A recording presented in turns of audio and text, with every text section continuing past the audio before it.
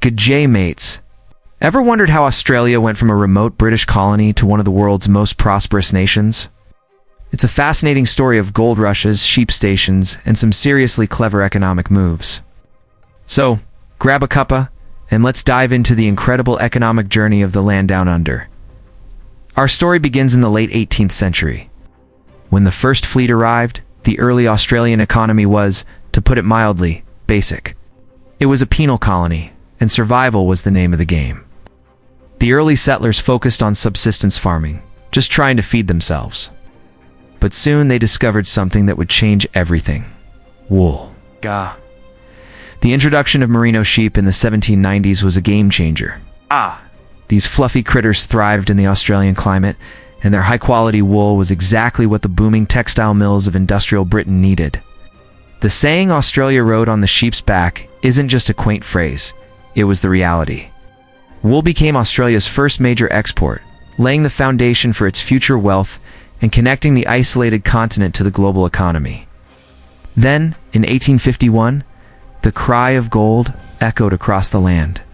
The discovery of gold in New South Wales and Victoria sparked one of the biggest gold rushes in history. People from all over the world flocked to Australia, hoping to strike it rich. This influx of people, known as the Diggers, tripled the population in just a decade.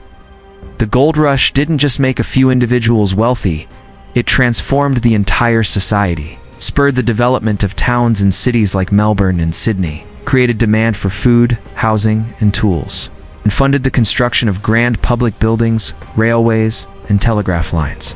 The gold rush injected massive amounts of capital into the economy and created a new, dynamic, and multicultural society. It was a period of incredible growth and optimism that set the stage for Australia's federation. As the 20th century dawned, Australia officially became a nation in 1901. The newly federated country continued to rely on its primary industries, agriculture and mining. We were the world's farm and quarry. But the leaders of the new nation knew that relying solely on commodities was a risky game. Prices could go up, but they could also come crashing down. So, they implemented a policy known as protectionism.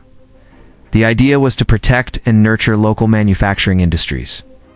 By placing high tariffs, or taxes, on imported goods, this made foreign products more expensive and encouraged Australians to buy locally made cars, clothes, and appliances. For several decades, this strategy worked. It created jobs and helped build a domestic industrial base, especially after World War II. The Australian-made logo became a symbol of national pride and economic self-sufficiency. This post-war period was a golden age of prosperity.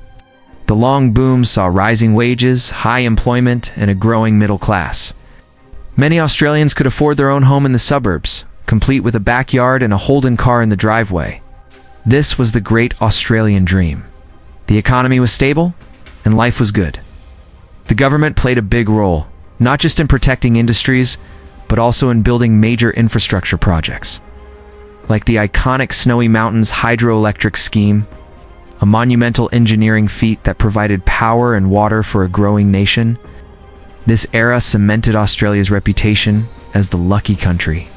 But by the 1970s and 80s, the world was changing, and the protectionist model started to show its cracks. The Australian economy was becoming inefficient and uncompetitive. We were isolated from the fast-growing global marketplace. So, in the 1980s, the government, led by Prime Minister Bob Hawke and Treasurer Paul Keating, decided it was time for a radical change. They embarked on a series of bold economic reforms that would reshape the nation. They floated the Australian dollar, meaning its value would be determined by the market, not fixed by the government. They dismantled the high tariff walls, forcing Australian industries to compete with the best in the world. They deregulated the financial system, opening the doors to more competition and innovation in banking. These reforms were controversial and at times painful.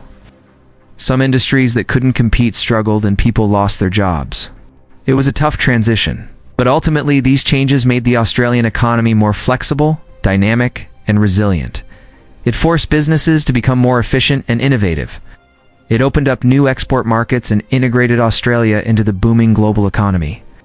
Particularly with our neighbors in Asia, This period of reform laid the groundwork for an unprecedented run of economic growth. From the early 1990s, Australia experienced nearly 3 decades of uninterrupted economic expansion, a record for any developed country. How did we do it?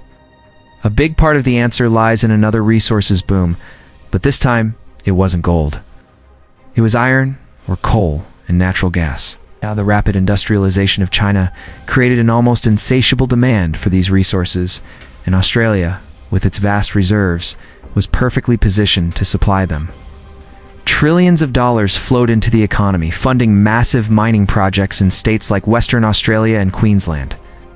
This mining boom supercharged our national income, created high-paying jobs, and helped Australia sail through the 2008 global financial crisis relatively unscathed. While other major economies were sinking, of course it wasn't just about digging stuff out of the ground. The service sector also became a powerhouse.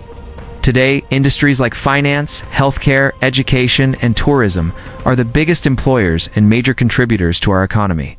Our world-class universities attract hundreds of thousands of international students each year, making education one of our biggest exports. And of course, millions of tourists flock here to see our stunning landscapes, unique wildlife, and vibrant cities. This diversification has been crucial. It means we are no longer just riding on the sheep's back or in the back of a mining truck. We have a modern, sophisticated, and varied economy. What's next for the Australian economy? Well, the journey is far from over. We face new challenges and exciting opportunities. The transition to a greener, low-carbon economy is a massive one. We have abundant sunshine and wind, making us a potential renewable energy superpower. Developing new technologies, from advanced manufacturing to fintech and medical research, will be key to our future prosperity. And strengthening our trade and diplomatic ties within our dynamic Asia-Pacific region will continue to be vital. The story of Australia's economy is one of constant adaptation from wool to gold, from protection to globalization, and from mining booms to a knowledge-based future. It's a story of resilience, innovation, and a little bit of luck. Thanks for watching, everyone. It's been an incredible journey, and the next chapter is just beginning. If you enjoyed this deep dive into the Aussie economy, don't forget to hit that like button, subscribe to the channel, and ring the bell so you don't miss our next video. Cheers.